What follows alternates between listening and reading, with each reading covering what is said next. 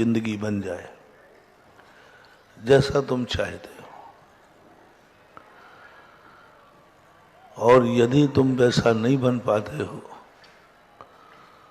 तो तुम्हें दूसरा उपाय बताया, तुम उसे खोजो जो महान बनने की शक्ति रखता है लेकिन वो बन नहीं पा रहा है। यदि तुम्हारा निमित्त मिल जाए तो उसका कल्याण हो जाएगा।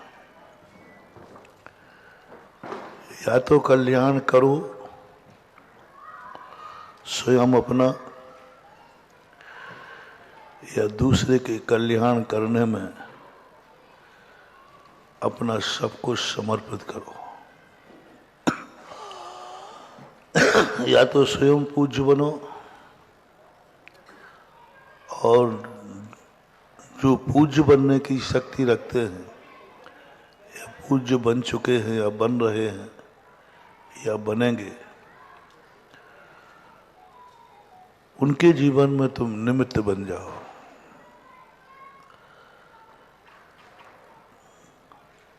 कार्तिकेय अनुप्रेक्षा में पूज्यवर कार्तिकेय स्वामी ने लिखा, यदि तुम पूज्य नहीं बन सकते हो, तुम महान नहीं बन सकते हो, उस ऊंचाई पर पहुंचने की तुम्हारी शक्ति नहीं है, लेकिन तुम्हारा मन है। कितने कार्य हैं दुनिया में जिनको तुम पाना चाहते हो लेकिन पा नहीं पाते। कितने रास्ते हैं दुनिया में जिन पर तुम चलना चाहते हो लेकिन चल नहीं पाते। कितने कार्य हैं दुनिया में जो तुम करना चाहते हो लेकिन कर नहीं पाते। बहुत सारे कार्य, बहुत सारी स्थितियां हैं और उन सारी स्थितियों को क्या मन में ही सजो के रह जाएंगे? क्या अधूरा और अतृप्त होकर व्यक्ति मरेगा? नहीं। कभी व्यक्ति को अधूरे और अतृप्त होकर के नहीं सोना चाहिए। जिंदगी के सुबह भली तुम अधूरे रहो, अतृप्त रहो,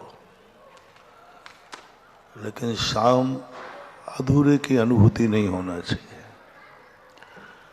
सुबह तुम खाली हो, मन भी खाली है, तुम्हारे हाथ में कुछ भी नहीं है, तुम रिक्त हो, कुछ भी नहीं तुम्हारे। लेकिन शाम तुम्हारी पूर्ण भरी हुई होना चाहिए, सब तरफ से पूर्णता की अनुभूति होना चाहिए, सब तरफ से तृप्त होना चाहिए।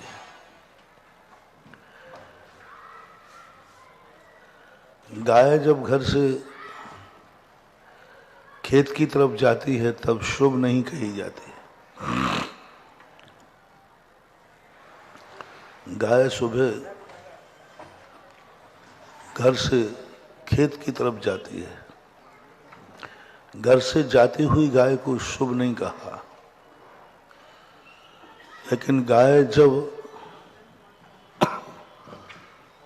खेत से शाम को लौटते हुए आती है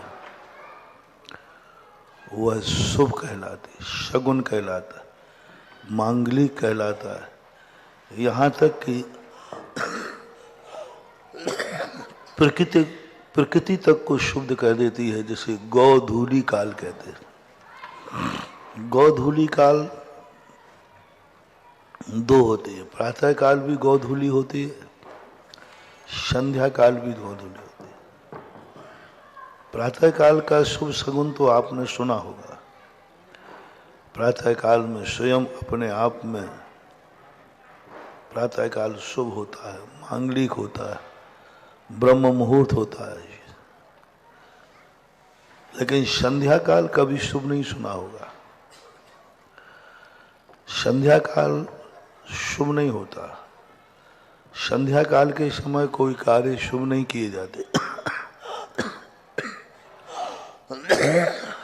लेकिन प्रकृति ने एक जीव को ऐसा बनाया है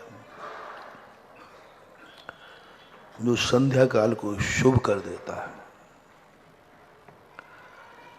स्वयं के शुभ मुहूर्त तो पंचांगों में लिखे हैं और प्रातः काल सभी के लिए अच्छा कहा, प्रत्यूष काल कहलाता है। लेकिन कहीं संध्या काल शुभ नहीं लिखा। प्रकृति अपने संध्या काल को शुभ नहीं बना पाई। प्रकृति का दिन अस्त होता है और जब दिन अस्त होता है उस समय कोई भी ज्योतिषाचार्य उस समय को शुभ नहीं कहते। लेकिन प्रकृति ने नेचुरल रूप से एक आत्मा में ऐसी शक्ति दी जो वो अशुभ काल को भी शुभ बना देती है। सभी में ये नहीं है। अमावस्या सबसे ज्यादा अशुभ मानी जाती थी, लेकिन महावीर स्वामी में एक ऐसी ताकत थी कि उसी अमावस्या को उन्होंने शुभ बना दिया, दिवाली बना दी। सबसे ज्यादा अशुभ अमावस्या है। मजदूर भी मजदूरी नहीं करता, लेकिन उसी अशुभ अमावस्या को भगवान ऋषभदेव ने कुछ ऐसा कर दिखाया कि वो सारे जगत में दिवाली के रूप में मनाया जाने लगा। और साल भर में सबसे शुभ दिन कौन सा है? दीपावली।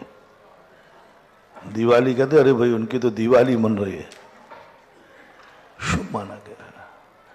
महावीर स्वामी की योग्यता थी। ऐसा ही प्रकृति ने एक गाय को ये ताकत दी। गाय को समस्त जानवरों में गाय को क्यों शुभ मानते हैं? क्योंकि गाय एक ऐसा जानवर है जो सबको दूध पिलाती है, इसलिए नहीं, लेकिन वो संध्या काल को भी शुभ कर देती है। गोधूली काल कहलाता है। गाय सुबह चरने गई थी तब शुभ नहीं थी। जब गाय चर कर के घर लौटती है तो बहुत शुभ माना जाता है, शगुन माना जाता है। क्योंकि वो वहां गई थी जब काल पेट भी खाली था, दूध भी नहीं था, कुछ नहीं था उसके पास। लेकिन जब वो लौट के आई तो पेट भी भरा हुआ था, स्तनों में दूध भी भरा हुआ था और अपने बेटे के प्रति